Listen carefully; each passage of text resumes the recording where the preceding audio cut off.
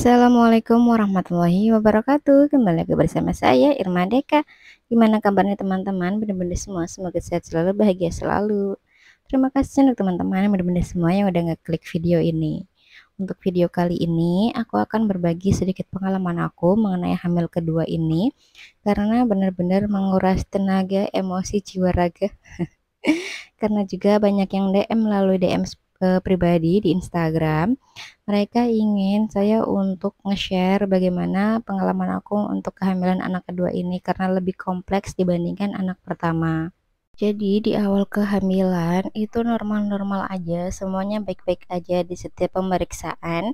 Semuanya baik, semuanya bagus, tidak ada kendala, tidak ada tanda-tanda gitu ya, ada kelainan atau tanda-tanda apapun. Namun di usia 29 minggu itu tuh terakhir aku USG. Sebelum lanjut USG di usia 33 minggu karena memang aku USG tuh nggak tiap minggu gitu loh Bun. Nah ini sehari sebelum aku periksa di usia kehamilan 35 minggu. Jadi ini sore harinya anakku mau ngaji dulu dan apa sih namanya di sini juga aku berbincang dengan Pak suami. Intinya gini, aku terakhir USG di dokter yang berbeda gitu ya, bukan di dokter yang di rumah sakit, itu di usia 29 minggu dan aku ke dokter yang di rumah sakit karena kan aku memang ada riwayat SC dan gimana baiknya gitu SC lagi ataupun bisa untuk diusahakan untuk normal. Dan di sana aku periksa di usia 33 minggu. Setelah dilakukan pemeriksaan dan ternyata PB bayi aku itu rendah.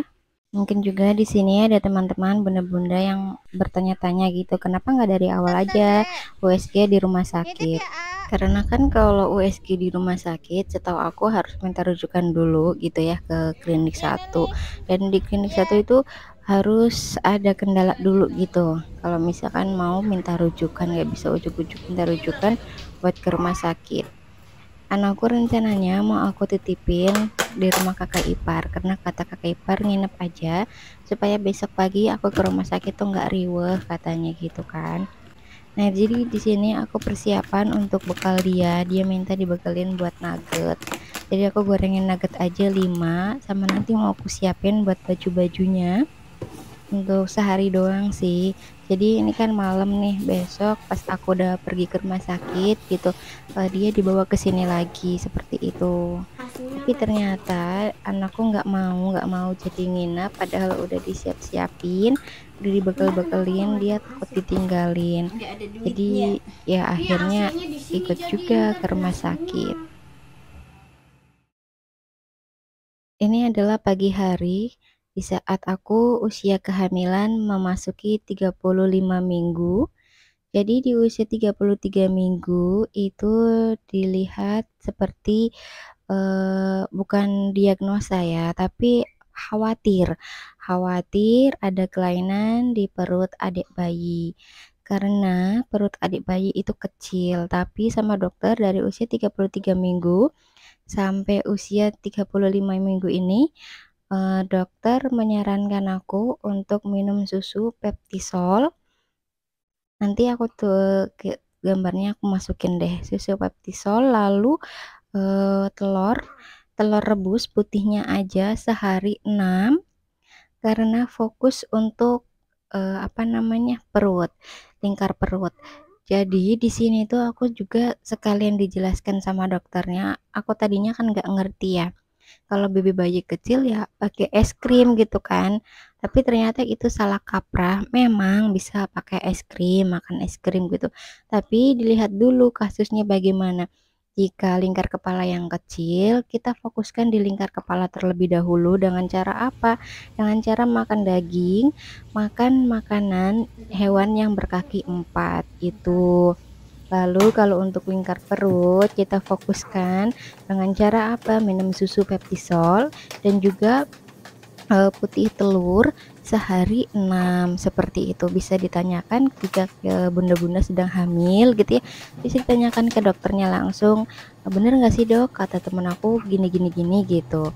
Untuk memastikan gitu jikalau teman-teman agak ada keraguan seperti itu. Aku juga baru tahu, tadinya kan, kalau bebenya kecil ya minum es krim, makan es krim gitu kan, tapi ternyata itu tuh enggak. Kita harus lihat dulu kecilnya itu bagian mana, difokuskan dulu gitu.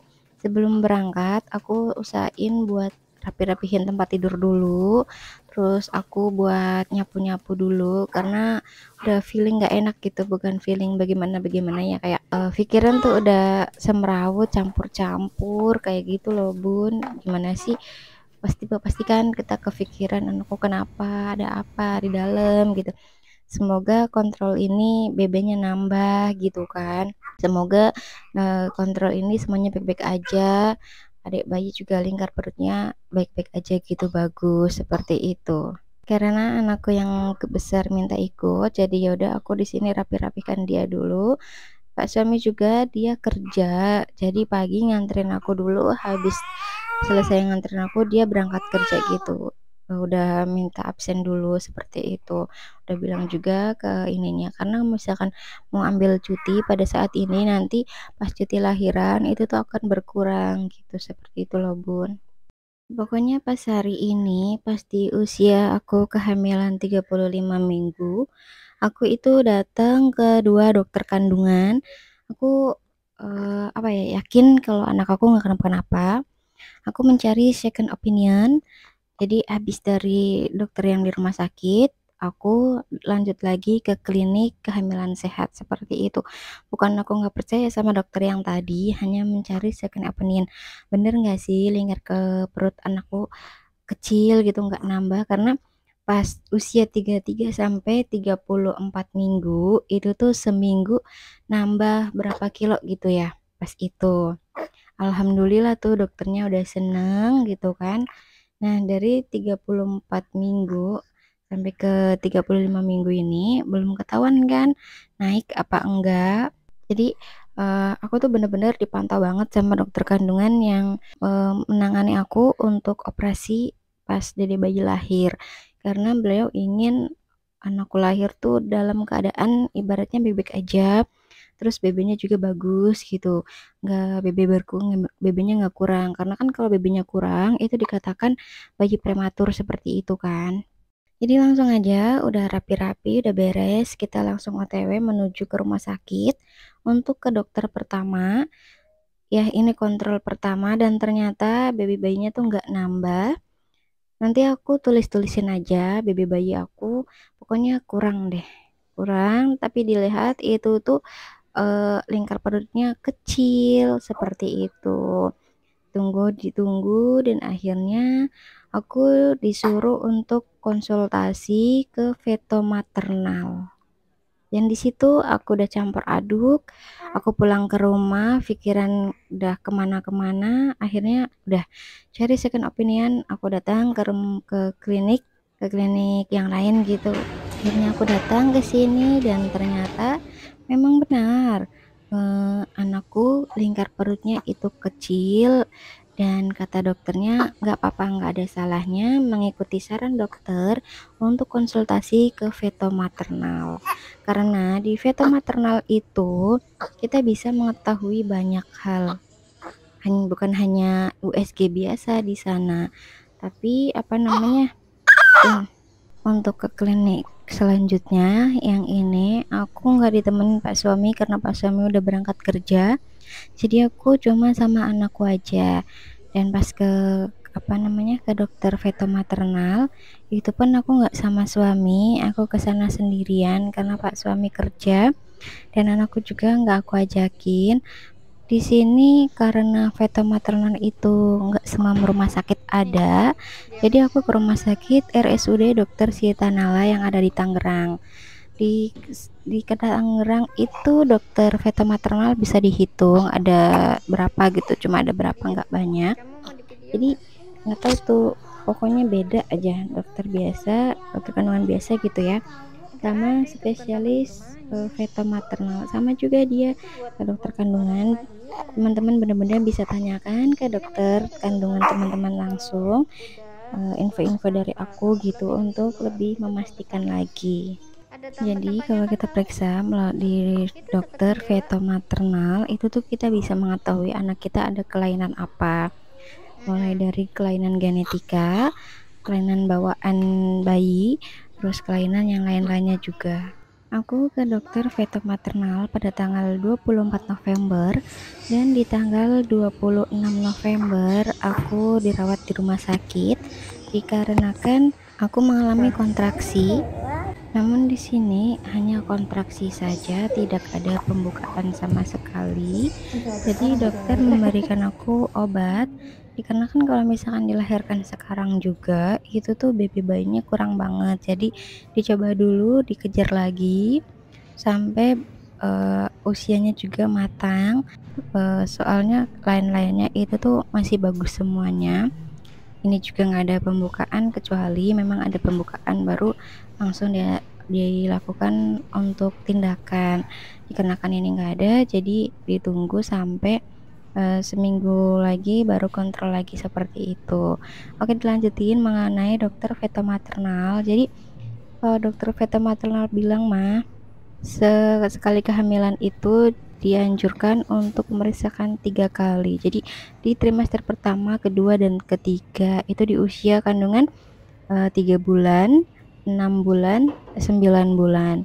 Jikalau teman-teman bunda-bunda ingin gitu ya lebih memastikan lagi kondisi anak kita, karena kalau misalkan amit-amit ya ada kelainan-kelainan gitu pas usia masih kecil bisa dilakukan tindakan, bisa dilakukan misalnya dengan tambahan obat apa seperti itu.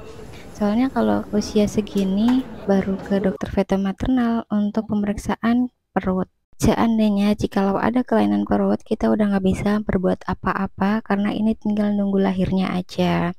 Dan di sini juga aku disarankan untuk aku nanti fotoin aja kan aku nggak ngerti tulisannya. Pada saat usia kehamilan minggu depannya, usia kehamilan 37 minggu, di tanggal 7 Desember aku harus segera melahirkan. Akhirnya pada tanggal itu aku dilakukan operasi sesar.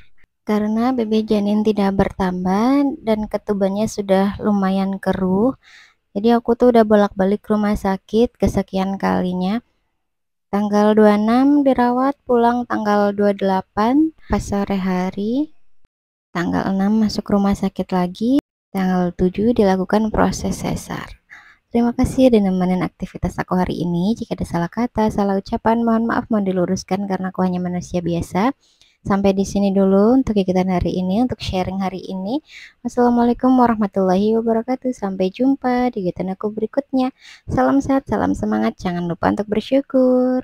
Semoga di video kali ini banyak manfaat yang bisa diambil dan banyak pelajaran juga yang bisa diambil. Kita saling berbagi aja, saling sharing. Masya Allah, tabarakallah. Alhamdulillah, anakku lahir dengan sehat dan sempurna, tidak kekurangan satu apapun.